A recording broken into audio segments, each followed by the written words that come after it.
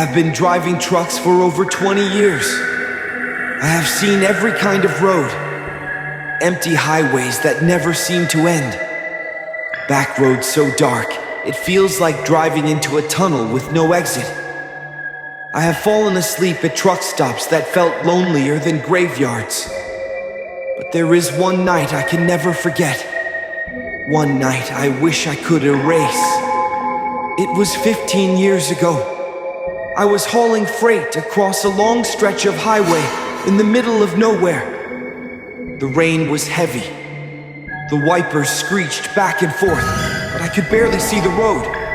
Close to midnight, my CB radio came alive.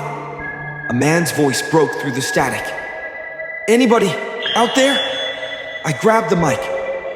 "Yeah, driver, where are you at?" There was a pause. Then the voice whispered, "Behind you."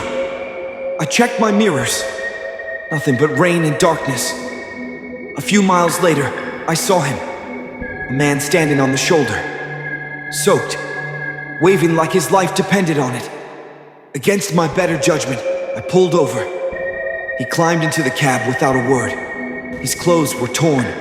His skin was pale, almost gray. I tried to break the silence. Rough night to be out walking. He turned his head slowly, smiled, and said, "I've been waiting for you."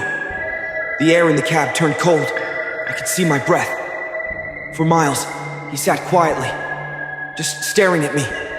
I tried the radio. Only static. I tried music. The tape jammed. The only sound was the rain, the engine, and his breathing. Then he leaned forward. "Do you know this road never ends?" I frowned. "What do you mean?" I looked at the odometer. My stomach dropped. I had been driving for more than an hour, but the mileage had not changed. The same broken sign kept passing by. The same mile marker. Over and over again. Finally, I pulled over. I turned to him. "Who the hell are you?" He smiled wider. Too wide. Rows of teeth that did not belong to a man. His eyes were gone. Just empty sockets. Dripping black. "Don't you remember?" He whispered. "You picked me up 15 years ago." I blinked, shaking. That wasn't possible. This was happening now. But the seat was empty. I drove until sunrise. Pulled into a truck stop, heart racing. The clerk stared at me as I walked in. He said, "Driver, your seat is empty, but the passenger side door, it's wide open." I ran back outside. The door was swinging in the wind. Rain dripping off the step. On the pavement, I saw footprints. Bare. Human. They trailed away from the truck and then stopped. As if whoever I picked up climbed right back inside.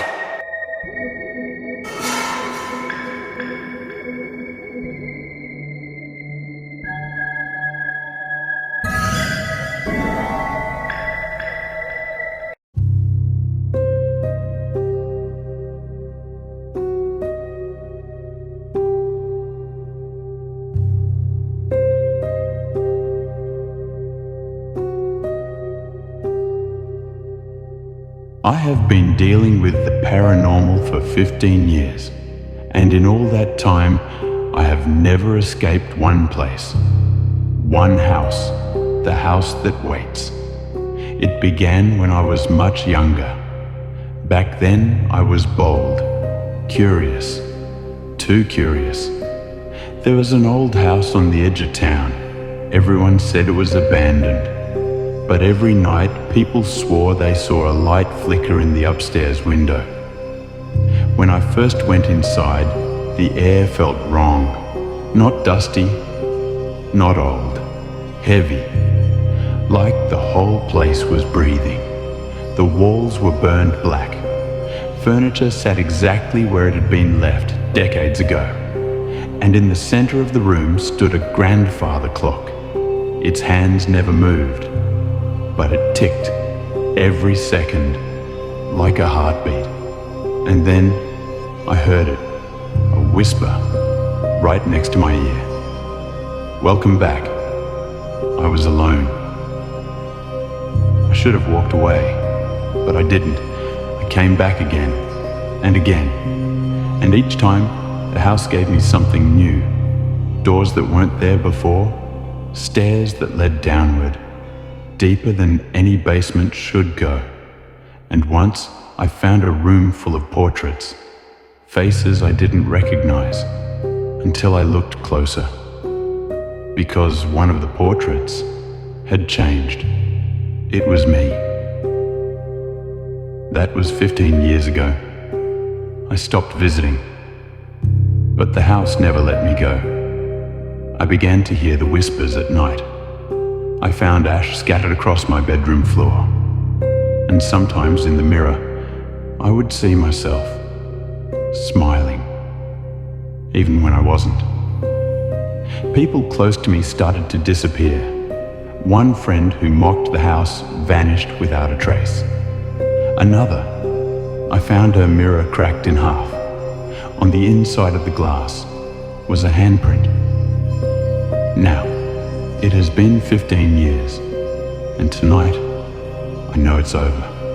As I sit here, I can hear footsteps in my house, not outside, inside. I looked into my mirror a few minutes ago. My reflection didn't copy me. It turned its head, it smiled, and it lifted a knife. Now, it has stepped out of the glass, and I finally understand the truth. The house never wanted visitors. It wanted residents. It wanted me. And after 15 years of waiting, it has come to claim me.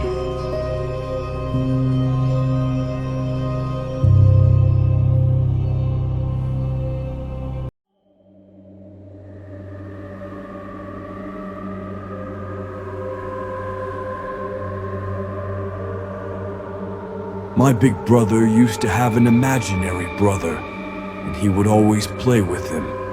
Sometimes he would say, "Stop, leave me alone," or "No, I don't. Want to go to my room to play?" My mom would ask him, "What's going on?" And he would say, "He won't leave me alone." Of course, my mom had no idea what he was talking about and thought it was just him being a kid with an imaginary friend. Well, the day after my brother's birthday, he had these balloons. And keep in mind, my brother is just a little kid, and he's obviously not tall, so we couldn't reach the plates, knives, forks, etc. It was around 10 to 11 p.m., and my mom heard the balloons pop, so she went outside, and my brother looked really scared. So my mom asked him, "What's happened? Did you pop the balloons?" And my brother said, freaking out, "No, it was him," pointing to his imaginary friend that my mom obviously couldn't see. My mom saw the knife next to the balloons and immediately knew that he was too short to reach any of those things. So she said, "Get out of my house too," my brother's imaginary friend. Since my mom couldn't see him, she asked my brother if he left already, and he said he had left and thanked my mom. Later, about 10 to 15 minutes later, my cousins came over, and my cousin said that he saw a woman in all white with her hair in front of her face in the front door. My brother said that that was his mom, and she opened the door. My cousins were already inside and asked my brother if she was still there, and my brother said yes, and that she was mad. She started to yell for her to get out, and then she asked my brother if she was still here, and he said no. My brother is now 19 and says he still sometimes sees him in his mirror,